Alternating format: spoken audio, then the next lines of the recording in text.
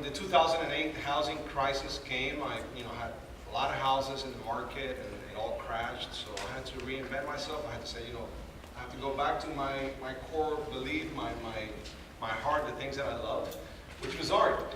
So I just, in order for me not to go crazy, I just started doing art. I drew, I painted, and I started taking sculpture classes. And as I did that and started, a year, 2 years later, and then I saw that I was really good. Everybody was telling me I was really good. And, there was not, the economy was still crashed, so I still had to keep doing art because there was nothing else I could do. So, it's just one thing led to another, and then I took some sculpture classes, and I said, there were basically out of clay and things like that. And I said, if I really, this late in life, if I'm going to be doing something with myself, and if I want to make a name for myself, and I want to make a statement in life, I don't have much time. It has to be something that really has to make a statement. It has to be something wacky, crazy that just blow people out of the water. So I said, when I graduated from high school back in the day, I worked in a print shop, and as I worked in the print shop, I worked in the back, and I was cutting papers, and I remember as I would cut these papers would shift and would turn and create images. And I guess I was always in the back of my head.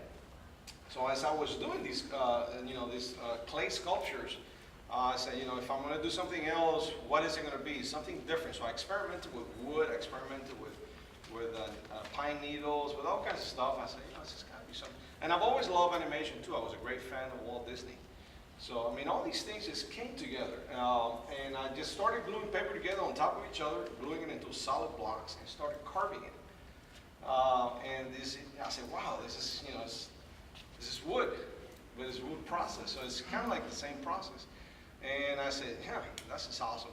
So I said, it'd be great if I can see this thing move, if somehow I can make this paper move. And I started experimenting with different mediums and different things. It took me about 1.5 years to develop the technique to open the paper and to close it and to be able to into an accordion style. Once that happens, it was like, wow. It was like, I showed it to somebody and people just went crazy. So I started going, I started making sculptures and going to New York. I said, if you're going to be famous, you got to be in New York.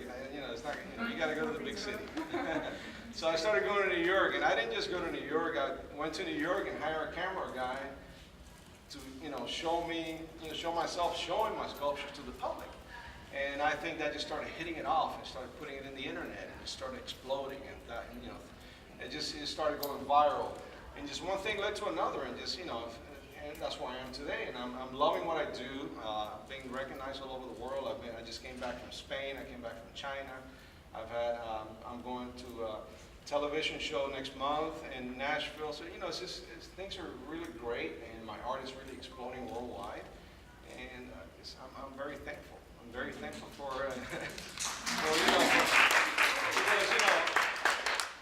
sometimes, you think things are going in a bad way, which they were, but they're really not going in a bad way. They're just guiding you in a new direction. If you just let yourself go and you let yourself, follow that direction, I think good things will happen. So they did with me. Yeah. Any questions about that? Do you want to go ahead? This is Corey. She's our director of operations. Oh. Can you Single me out Yeah. here. You might talk about your paintings too, but were you always painting? No, well, I've never, I kind of always, a little bit, I taught myself how to paint. After all this, I taught myself how to paint, how to draw, everything. I've always kind of drew it, and kind of played around with it, but nothing serious. So all this happened right after 2008. My paintings came first, and then the sculpture came second. But the paintings have been developing, and I've always been ambitious in size. So a question. Yes. Your paintings, they speak to a different kind of space, a different kind of focus. Is this based on your cultural background, or New York, or Florida? I obviously have my cultural background. I was born in Cuba. I grew up in Cuba, left Cuba when I was 9 years old, and went to live in Spain. I lived in Madrid for 4 or 5 years. I grew up in Madrid, have a strong influence from Spain.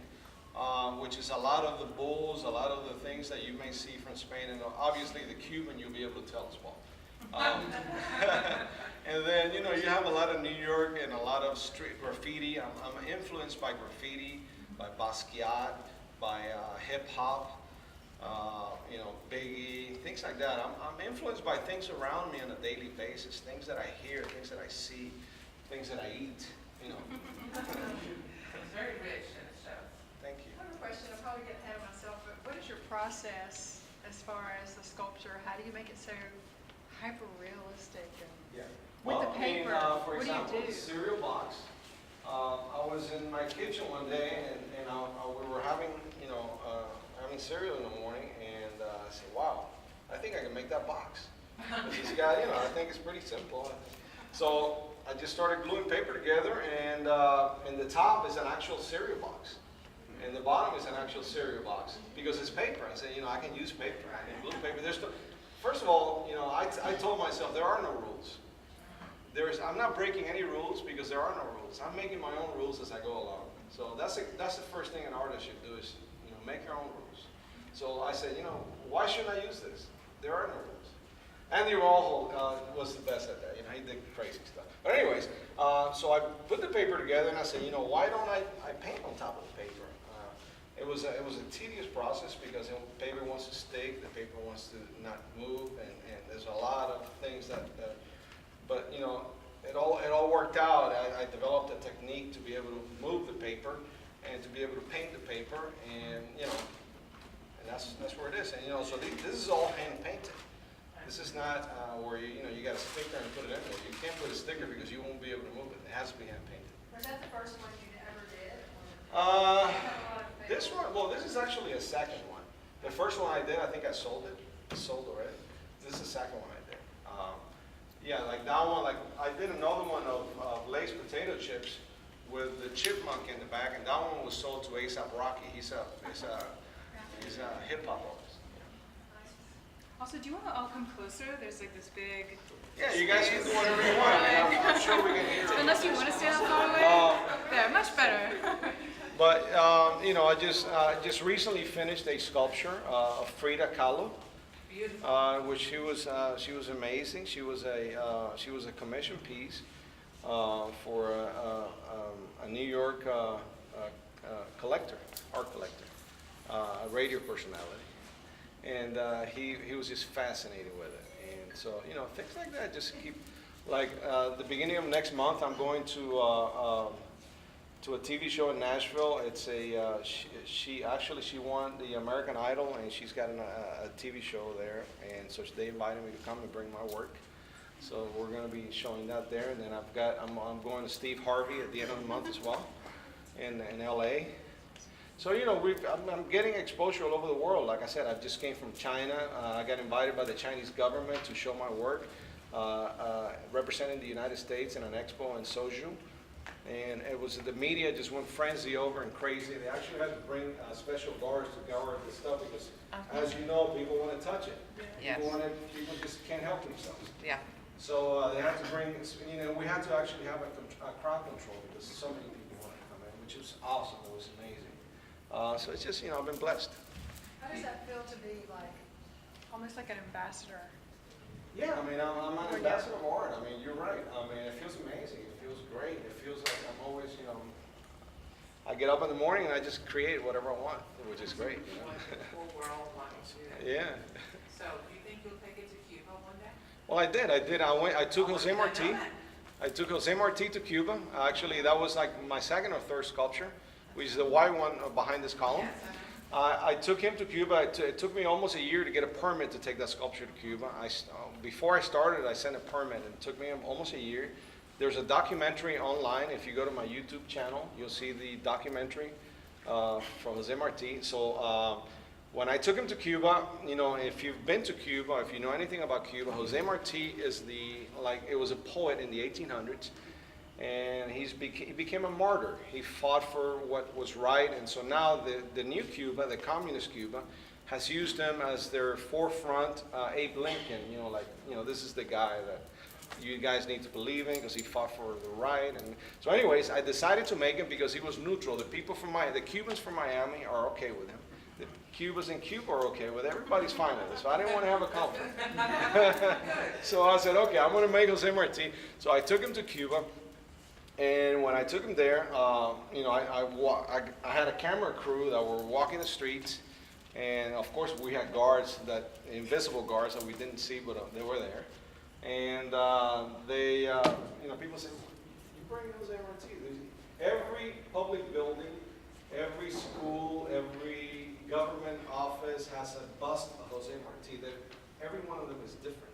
And they're not very pretty, not very attractive. So when they saw my Jose Marti, they say, yeah, he's a good-looking Jose Marti. He's good. He's great. But we don't need another Jose Marti. We've got thousands of them. I said, you haven't seen this Jose Marti. Yeah. So when I opened this Jose Marti, it was like their jaws dropped. And that's all documented in that video, which is amazing. It was like, oh, wow, this is great. So I partnered up with a Cuban rap singer. She's one of the most famous rap singers in Cuba, and we did she got inspired by my sculpture to create a song. So which that song is out on YouTube, I'm on iTunes, on everywhere. And I sung part of that song with her. Telmari. And the name of the song is Yo Soy el Verso. I am the verse, which is actually a poem by Jose Marti. And so she got inspired to do that, and we sang that song, and we filmed it, and it was just awesome. It was a really enriching experience. I have more of a comment than a question, I guess, and I hear you talking a lot about like media and coverage, and I think that your work kind of like thrives in media because it's so kinetic and like it works well when that can be reproduced, because you know we all stand around here now and we can't necessarily see the move unless someone moves it. Right. You know, and so it seems like media and being able to reproduce those moments has led to a big success in your work because because they live in those moments. I think so. I think my work lends itself to be, you know, covered in videos and media. Well, the first thing when I go to New York and I go to like Washington Square Park and I take out a piece of work and I like Biggie, for example, and I go like this. The first thing people want to do is take their phone out and video, and then share it, and they share it, and it keeps growing and growing and growing. So it's, you know, it's just like spreading the gospel. You know, you just all over the world. And that too, like that pop culture thing of the recognizable everyday image that everyone can, or object that everyone can relate to, that is also really reproducible. It is. It is. I mean, these are everyday items that we work with. I'm not trying to be Andy Warhol. I'm not trying to create another Campbell's soup. I create Cheez-Its because I like Cheez-Its. I like a cake. I like Lay's potato chips. I like, you know, Frosted Flakes. So, you know, I'm doing my own thing. Although I'm very inspired by Andy Warhol. I'm very inspired by all the great artists that were before me. But, you know, this is my take on it. And I see you have a new take sitting right there. Yeah, this is a new take. This is a new an art collector commissioned this for me, and this is actually I just finished it. Did you? And he wanted to. I haven't even done my video yet, which, you know, I'm going to be doing the video this weekend. So he wanted a bottle of wine, a special bottle of wine with grapes. Oh my God.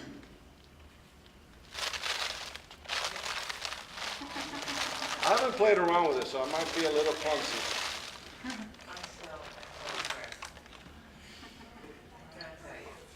And so we've got a lot of questions about how long your pieces take. Yeah, my pieces can take anywhere from a few days to months. Like the Frida that I just finished, she took over 2.5 months. Biggie took 3 months. Any of the burgers can take a few days to a week. The same with the Coke. This took about a month. You know, it's just, but I mean, when I say a month, I don't just mean, I usually have 2 to 3 projects working at one time.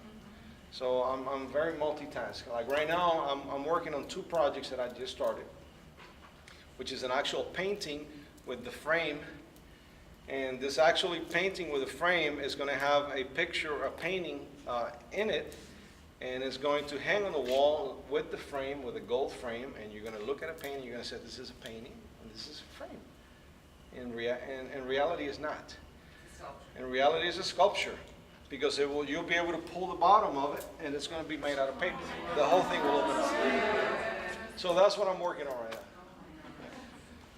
Do you have a question? Does it commission everything that you do now, or? I'm sorry, some of it is, some of it isn't, yes.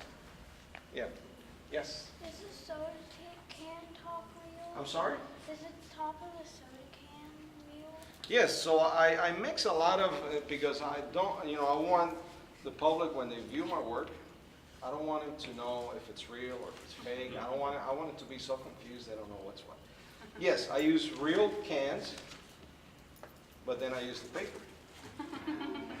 So when you look at it, you don't know if it's real, you don't know if it's fake. I know. Yeah. And the same thing with, like I said, I explained with that. Those are the things that are real. Everything else is pretty much created. Now, I saw the page when I was here last. There's color in there. There's color, yeah. I've experimented with color, and this one has different layers of color. This cake has, red and pink. It's got raspberry. It's got. So did you paint the Coca-Cola on there? Yeah, this is all hand painted, just like that was. I hand painted that. Yeah. And actually, this is one of my. I had many of these that I took to China, and this is one that was left over. If you see, this is Chinese characters here. And this is a Coca-Cola, and this is actually a building. It's called the Pants Building. It's in Soju, and they've actually commissioned for me to make a sculpture about this high of this building, with a hole in the center. And actually, this sculpture, you move it, and everybody went crazy over that sculpture. So this is just kind of like it's a momentum of that time. That's one. Yeah. Can you show us how the hamburger comes Yes. together? So the hamburger, one day I was eating a hamburger, and actually I did a video online in black and white, kind of like, because I like to experiment with videos and with music and with things like that. So I like to bring all those mediums together. So I did a video of me eating a hamburger in a restaurant, and actually it was all filmed by me, and it was all acted by me, guys. I was the waiter, I was the guy eating it, I was the guy filming it, I did everything. I edited, I put the music, and I built the art. So it was kind of like Oh my gosh, look. Wow. This takes about a week. About a week to make. My paintings can take, since these take so long and this is such meticulous work, I have to, if my creativity sometimes I want to explode out very quickly. So in order for me to kind of do that, I have to paint. And the painting kind of helps me to release some of that creativity that I instantly want to give out, but I can't do it because it takes time. So I haven't painted it. The last time I painted, I went to Spain. I actually have an exhibition in Mallorca right now in Spain, in which I stayed there a week, and I created about 6 canvases. And one is about a 15-foot canvas. The other one is about an 8-foot canvas. I mean, it's big canvases. And I did that in a week, but I had an explosion of creativity there as well. And I love doing that. But I understand that my art, people love this stuff. Yes. And this is what, Yes. this is what brings the wow factor. So I have to do this. But I love doing it. It's not that I don't love it. I love it, but this is, it takes time. To get the accordion pleats in there, do you glue the layers together? Yes, I have a special template that I've created that I glue it. But now, that's what I still do it sometimes. But now I have a company that I've shown them how to do it, and they actually glue the paper for me, because it's, to glue a stack of paper this high, this big, it takes a month. How did you find Yeah. that source? I'm sorry? How did you find that source or that person or that? I had to teach them how to do it. Oh, you teach, okay. Yeah, I had to teach them how to do it. And I had to make sure that they sign waivers and all that. Ah, very good. Yeah. Yes. Very good. Yeah. I have a question for you. Yes. Do you come up with the design first and then get the paper printed? Because I'm an artist also. Yeah. It would be very hard to paint this and keep the pages from sticking together. Very hard. So I was wondering if you figure it out, lay it out, get it printed, and then. Well, there's no printing involved. Oh, okay. There's absolutely no printing involved. So what happens is I come up with an idea first. Like, for example, this bottle. The collector told me I want a bottle and I want grapes on it. And this is what I want on it. So I said, okay. So I look at the bottle and then I start gluing paper together about this high, blocks of paper, and then I cut them into circles and start working the paper. Looking at photographs. These grapes just came out of my mind. I didn't look at anything. Until, you know, I have this great gift of visualizing it. I don't need to put it on paper. I have a question. Yeah. Did you first drink the bottle? Well, unfortunately, the collector gave me an empty bottle. I was hoping to have a full bottle. Was the bottle that big? It was that big, yes, but it was empty. So when you start a painting and you're in that place where you need to release, you know, some energy, how long does it take you to get it done? A painting, a day to 2 days, the most. Like that big painting took me about a week and a half. And I was just laying down. I was like in a huge place like this. I laid it down on the ground, and I had my I didn't have my Walkman, so I had my iPod. Whoa, whoa. Dating yourself there. Whoa. Well, anyways, I have my iPods, and then I just started painting. I just, you know, actually most of that painting, most of the paint on that painting is taken out of Lowe's. 1 gallon Lowe's paint, because it was so expensive to get that much paint. So I just bought, you know, I said, let me get a gallon of green, a gallon of yellow, a gallon of red, a gallon of black. So I got about 5 or 6 gallons, and that's how this whole thing was painted, with gallons. And then I rolled it, and I just started, you know, I was listening actually I was listening to a book on Caravaggio as I was doing that. So I vividly remember every time I see that, you know, I kind of like link those two together for some reason. Yeah. Yes? Do you use a different folding technique for different pieces? No, they all have the same technique. They all have the same accordion style technique to open and close. Now, the only thing that differs is the paper thickness. Now, some of them, like if you look at the hamburger, they have a thicker paper because it's a smaller, and then, you know, like some of these bigger ones have a lighter paper because I don't need to have that dense paper to hold it together. So I just kind of get a feel for the sculpture and for what I'm doing and for the thickness of it. So you have the block of paper, Yeah. and you just start carving away. Yeah, I have a block of paper, and then I actually, for example, for my Frida, when I started Frida, there was a block of paper about this big, and then I drew Frida, it's very freehand, I drew Frida's face on it, based on a photograph that was next to me, and then I knew how to start carving away, sticking away, just like if you were at a chisel and a hammer, but you know, I use different tools for this. What kind of tools do you use to cut with? Different kind of tools, a lot of woodworking tools, a lot of sandpaper, you know, things like that. How did your experience as a builder inform your work as a sculptor? I think that's a good question. I think my experience as a builder has definitely influenced and guided my work as a sculptor, because especially this type of sculpture, because it needs to have a framework. It needs to have some kind of support system. It needs to be, you know. So I look at it, although I don't associate it as a builder, because I mean that's behind me. I don't think about it. I don't even think about that.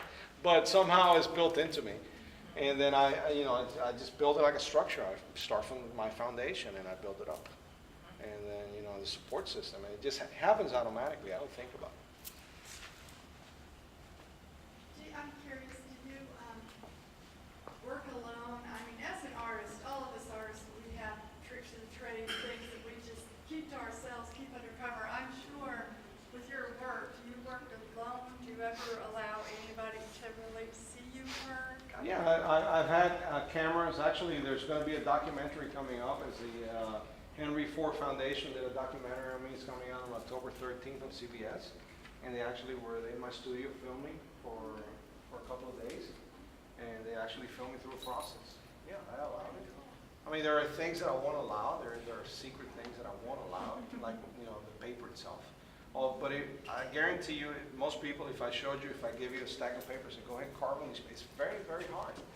It's extremely hard because you can get hurt, and it's just hard. It's hard work. You have to want it really, really, really bad. Plus, you have to wear a mask all day. You Yeah. can't, I mean, you have to, I mean, imagine the dust that comes out of this thing. It's just crazy. You have to want it back. I want it back because I want to create. Yeah. I'm sure other people want to create too, which, you know, I'm welcome them. But you just, you know, as an artist, you don't envision yourself, you know, romantically in a hill painting. And, you know, you're like in the studio covered with dust with a mask on. You know? Yeah. Show us the pizza and the glazed potato chips. Yeah. So And cupcakes. this is the baked potato chips we have. That looks so delicious.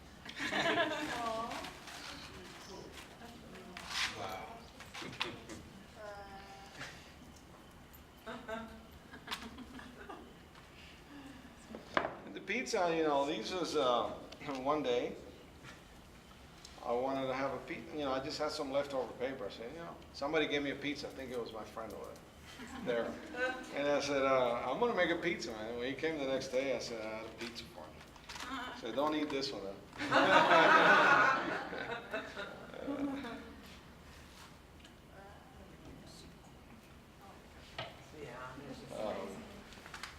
Any other questions? We can kind of walk around and I can show you more. Yeah. So what's maintenance on these like? I mean, I know that sometimes you kind of catch it in the ear where it starts to break. Yeah. Is Yeah, that something you can correct for, or is it? No, unfortunately, when people don't know how to handle a sculpture, it's like with anything else. I mean, this is a piece of art. If you have an expensive piece of art and somebody drops it and breaks it, you know, that happens. So the same with anything. This particular sculpture, the paper itself, if you look at this structure, it's solid as a piece of wood, solid as a piece of rock. When you open it, it becomes very fragile. So if you don't know how to handle it when it's open, that's when the problem comes in, because these little pieces of sculpture, of paper, they're very fragile individually, but very strong as a whole. Is humidity a problem? No, no problem at all. The great thing about my sculptures, they're almost waterproof, really. You can drop a bucket of water in here and there's not a problem because I paint them, I polish them, I seal them. So as they're closed, the water will come in and just go right out. I have pieces, one time I had a piece that I left outside and I forgot all about it. I was drying it, I just finished it and it just poured down rain. It was like raining for like an hour. And I said, oh my gosh, it was too late, forget it. I went back and the thing was just perfect. I just pulled, I said, oh my gosh. But you know what, we covered, when the hurricane was coming and we thought the building might have the roof, we had them covered up. Oh, I know you did. I know you We did. were worried about I them. know you did. No, you. Very worried. We should be worried about other things except the rain. Is the base for the cake made out of paper too? I'm sorry. Yes. Oh no. I usually, like for this one, for example, I couldn't have made it out of paper because it would have been too fragile. So this is an actual piece of wood, up to a certain percentage, and then if you look at part of it is not. So this is wood up to here, and then part of it is paper. Yes. What else things have you made out of paper? Oh, all kinds of things. It's hard to say right now. I made a building. I'm working on. You made a bowl? I made a bull. Yes, I made a bull. Yes. What else? I made a Basquiat, a rooster. So many things. I forget. But check out my website. You'll see a lot of stuff So there. he was asking me, can we look later? Yes, look at my website and actually go to YouTube. If you go to my YouTube channel, you can see all the stuff, you know, in actual videos. Any other questions? Are we We can just walk around. Yeah. I'm curious if the painter tells the story too, because I've seen some mixed media pieces and people always ask if there's print material in there. Is that purposeful or not? Sometimes I will write, you know, hidden messages in there. But most people never go to the bottom. So one day, when I'm long gone, hopefully somebody will find it. I'm not saying what's what. I won't tell. Okay. But no, I do have hidden messages in my sculptures. I do like, you know, I like to have, I like to mislead the eye and believing, obviously, that this is a stone sculpture or a plaster sculpture. Or that one, you know, with a tattoo in the back, as you open it, it expands. You know, it's just fooling the eye. This is the one that I took to Cuba, and it took me about a year to get the permit, and it's in front of every building in Havana. And how long ago did you actually make this one? Let's see, I think I made this about 3 years ago. Okay, so it's still holding up really good. Oh yeah, no, it's very sturdy, very sturdy. And this has been, I mean, like Biggie's been to China, it's been to Spain, it's been to the West Coast, been to New York numerous times. Oh, they're very sturdy, but once you open it, they're very fragile. Yes. Yeah, this is actually, This is my cigar guy. Now everybody loves the cigar guy because, his mouth. And I love to look at people when I open it. Yeah. And if you catch me looking at you, I want to see if you open your mouth when I open his mouth. oh, it was that size? Yeah, it's actually,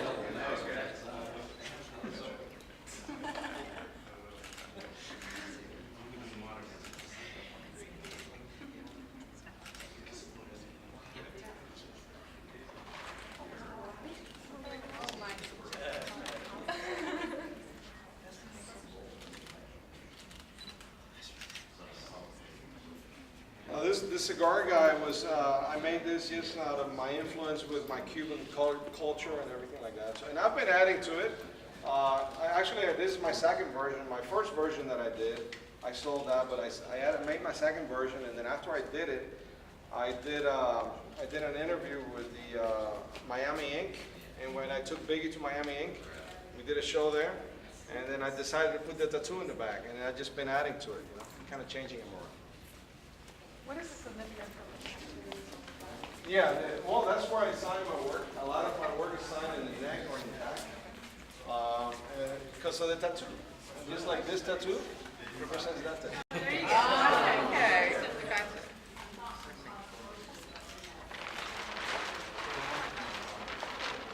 That is amazing. Now, it will go all the way down.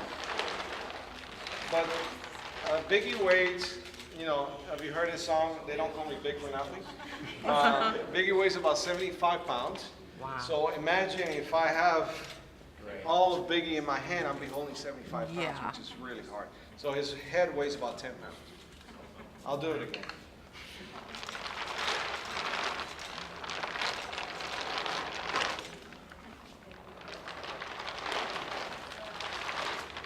Now, Biggie has over 7,000 sheets of paper. Wow. This one took over 3 months to create. Wow. Did you do this or the painting first? I'm sorry? Is that a Biggie too? I was going to get to that. The paintings are usually, when you see paintings related to my sculpture, it's my expression of creativity at the moment. Because I want to, when I do a sculpture, I really feed myself with I've been a fan of Biggie all my life, but I really start to get into the character that I create, almost like an actor studying the character. I really get into the character. I really got into Biggie a lot. And, like I said, I went to New York and I would hang out with the rappers. They would, in Washington Square Park, there's a group of rappers that hang out on Friday nights and they improvise. So they just hang out in a group like we are right now, and they're all just there and just improvising with a beat behind them, and and then one time I took Biggie and put him in the center and let him get inspired by Biggie, and it just was crazy. It was awesome. It was great. So but a lot of these paintings are done while I'm making the sculpture. Inspiration for it. We'll go to the shoot.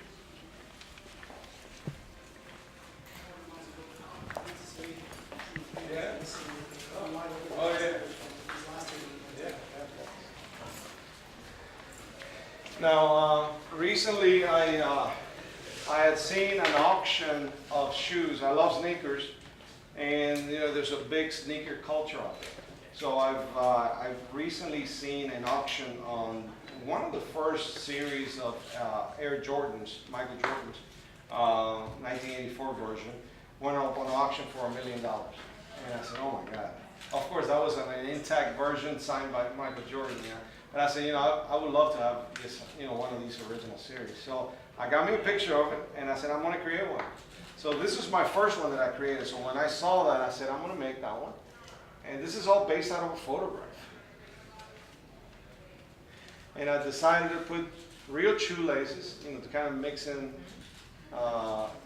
what's real and whatnot to fool the eye.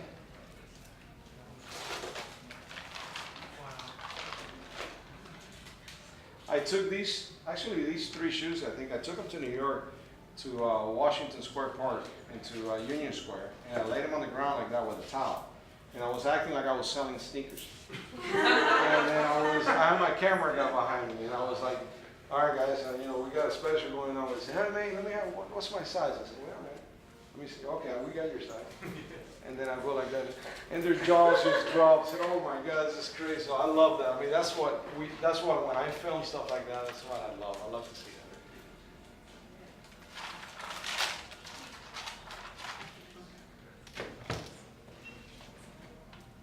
This is the Pippin's version of Tempos.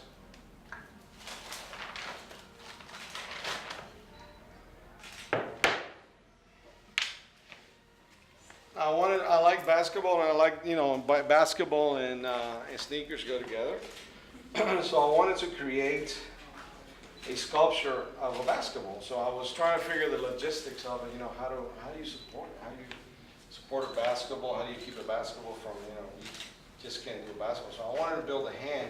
So I built a hand out of 2x4s, construction 2x4s. If you look at it from the side, you'll see the actual 2x4s left over.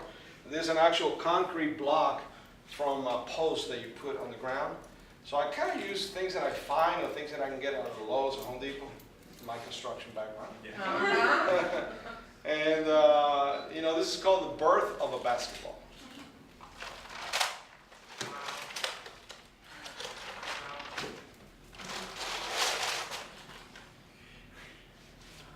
So did the shoes and the basketball come after the other head stuff? Yeah.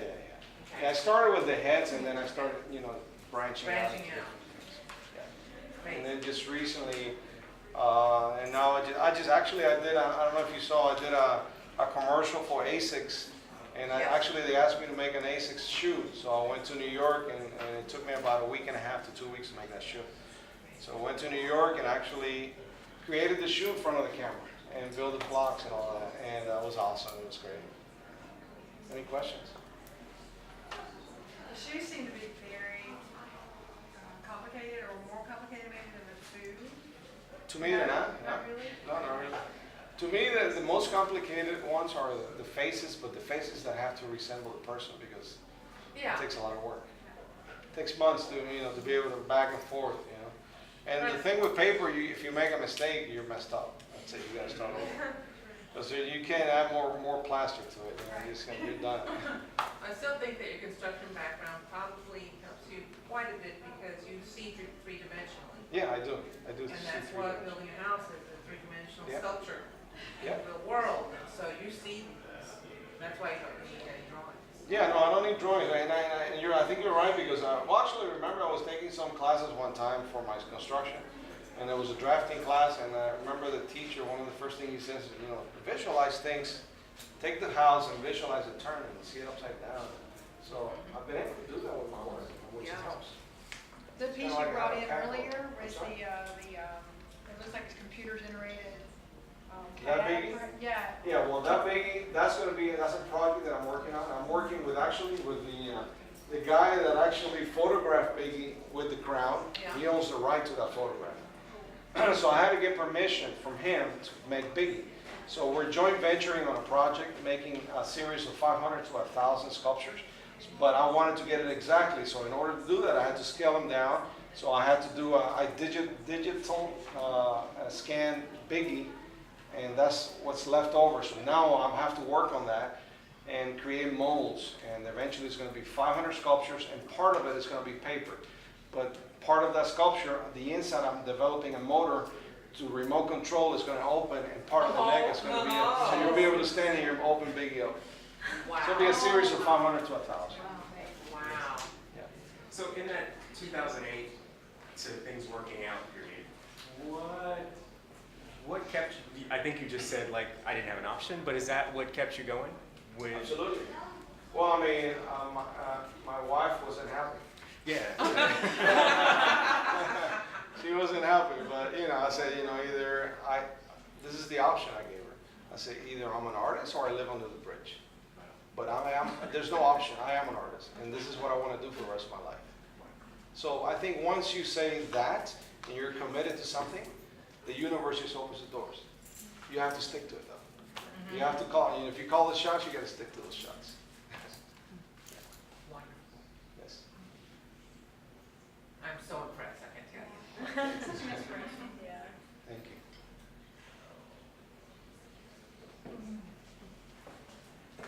Okay, you guys have any more questions? No one want to talk about the painting? I know it. As a painter, that's like what I Well, want to do. if I want to, well, let me go back. Okay. That gentleman back there with the black shirt and the white, the glasses and all that black hair he's got. Yeah. Well, he was the reason why I was an artist, and when I used to be a developer, a builder, I used to rent an office. He used to have an office space. So I used to rent an office from him, and then he knew that I wanted to be an artist. So Revolution Mails, before they went into the $100 billion development they're doing, they were just a small little place. Revolution wanted to have an artist in there. So he said, this guy's an artist. I was still, I was trying to figure my way out through life as an artist. So they said, okay, we'll let you, they had a 5,000, where those big red tanks are on the bottom? Yes. That was my studio. So Oh. so they said, here, you can have all that. So they said, you have a year. So in 1 year, that's when I developed my paper sculptures. So from there, it all started. And so this is about 3 to 4 years ago. Or maybe a little more. Were you painting while you were doing construction at all? Like on the low, like in your bedroom or? Well, yeah, maybe like one time when I was really stressed out, I might take out, I might buy some paint. But it was like, yeah, it was like nothing like you see. So you don't use like expensive acrylic paint, you just use whatever you I have. use whatever I can find. That's the great thing about painting. Like this painting here, a lot of this painting was done with stain that you use on doors, different levels of stains. Like like she's got stain. Part of this is stain. I mix with a lot of stuff, with spray paint, with that's Aesop Rocky. Yeah. So I use different things. Like the big one is house paint, and a lot of times you'll see me wandering around Lowe's looking at the oops section. Yes. I love that section. Find a gallon of beautiful paint that somebody left over that I give for $3. It's just, Yes. and it's really great paint because some of those paints last. I mean, they're made to be weathered 15, 20 years, so inside they'll last a lifetime. I see a little bit of collage in the piece behind you. Yes, this piece, this is actually a dialogue. This is while I was doing my Basquiat piece. This is a dialogue between Picasso and Basquiat. And so Picasso is telling Basquiat, you paint like a child. But the irony behind that is that Picasso was also painting like a child. So they were like, so some of these reflects Basquiat's paintings, and some of the other stuff reflects Picasso's paintings, and just kind of give you the resemblance. And some of these love things are posters that I took when I went to Cuba. It's called Love Revolution, and kind of cut them and kind of paste them, and so it's a mixture of everything. This is one of my favorite paintings. So where did the Basquiat love come from? When did you first? I saw a documentary of Basquiat, which a lot of you may have seen, the one with the yellow background with his girlfriend in LA, and he's talking about lifestyle. Yeah, Reagan Child. So I saw that. I really before 2008, I didn't know anything about anybody. I didn't even know who Picasso was. I had no idea who any artist was. I had no idea about anything. I was exposed to all this after that. So it's just a learning curve on a daily basis. I'm constantly feeding myself, music and books, and I'm studying on a daily basis. And it's just all, and I try not to get influenced by other artists too, because I want to just express it out of my own soul. So I think all that but I also try to learn. I try to learn about the art market. I try to learn about what other artists were doing. There's all kinds of stuff going on, but I try to limit that. So the exposure so I'm not influenced too much from the outside world. I think your paintings show that. Like, there's so much, especially knowing that you're self-taught. I think we can start reading into them as your learning process.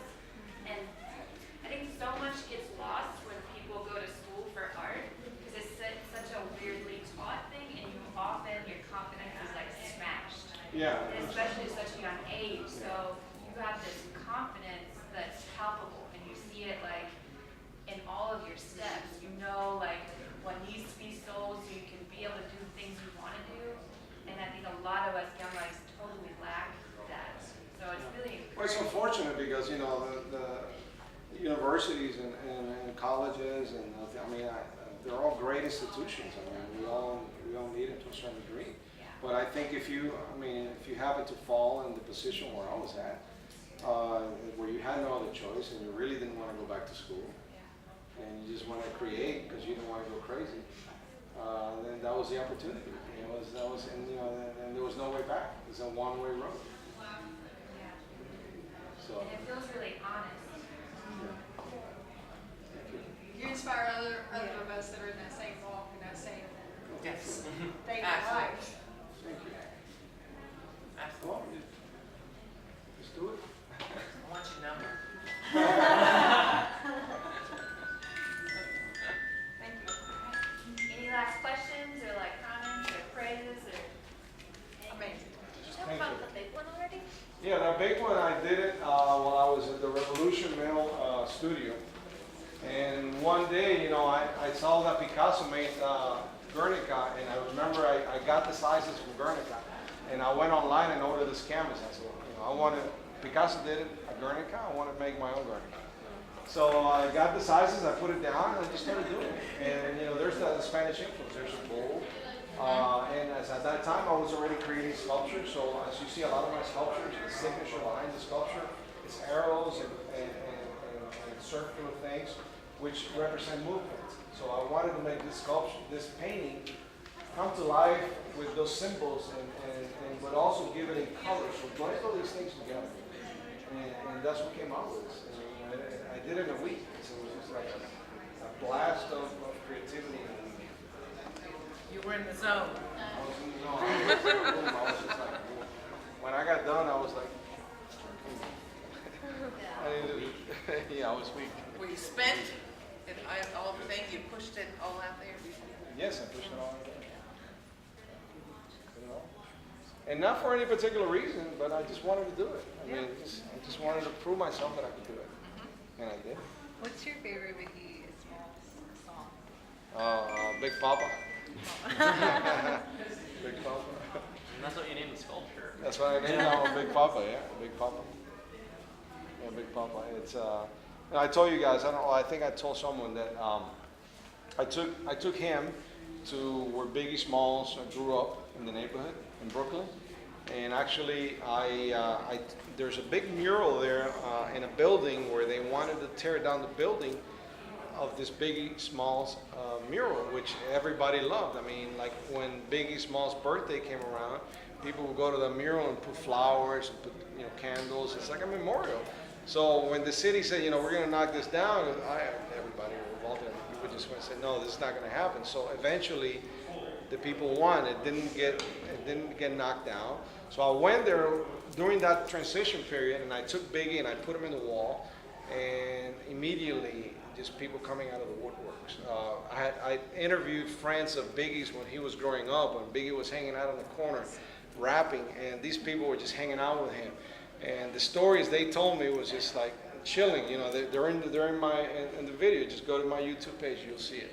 But I took them there, and just people were wild at the sculpture and were wild that it's like a tribute to Biggie and to something that nobody does. You know. And you're connecting right there with everyone. I'm connecting there with people. That's the big part. That is big, and then I'm documenting and showing the world. So I mean, those things are just coming together.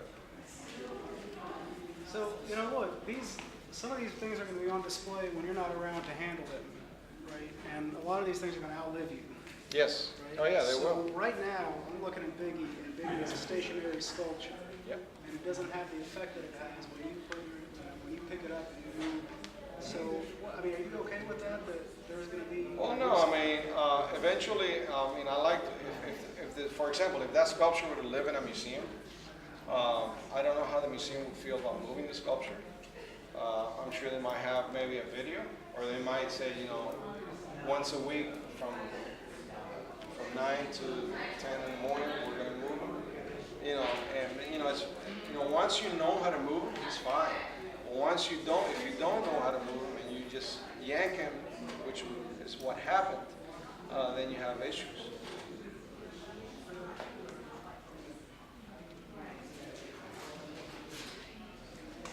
This one right here makes me think. Oh, that was my first sculpture. It's really cool though. It's like it's That one is gallery. my cigar. It's red hair with cigar. So 3/4 of the sculpture is solid paper. That was when I was trying to figure out how to make it. And then the hair is red. And that's the only part that moved. Well, that and the bottom part. So that one, it took me about a year. And then I decided, that's when I started with all these things. I started to create all these swirls and movements, which represent the movement. So it's a language. I created my own language. Yes, I created my own language. As you can see, it's spread all over. I mean, I've had TV stations in Japan. I mean, all over the world. It's just crazy. I'm very blessed. Any other questions? Any comments? How do you see your artwork evolving in the next? Yeah, I mean, I see it evolving already into different things. I was going to bring a big piece here, but I have a big piece that I created, which is actually an actual seat, an actual crown seat. And there's a dummy, and that dummy inside, as you open his head, there's another head inside that you open up and it pulls wow. up. And so I'm evolving into different things, into mixing different mediums, which, you know, it's already happening, but it's happening more. I see that happening more where, you know, where you just don't know what's going on. You know, maybe a small part of it is paper. Maybe, you know, it's just mixing in different ways.